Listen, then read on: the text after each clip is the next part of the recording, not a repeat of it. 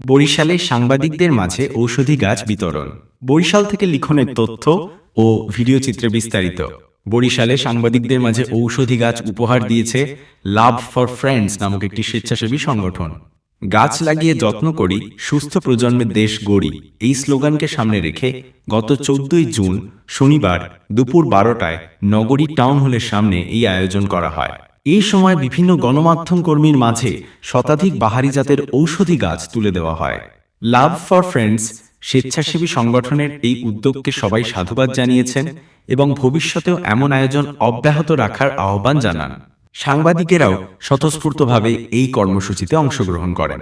অনুষ্ঠানে উপস্থিত ছিলেন সংগঠনের প্রতিষ্ঠাতা পারভেজ সিকদার, সাংগঠনিক সম্পাদক শাহেদ বিল্লাহ এবং প্রিয়া রহমান সহ আরও অনেকে।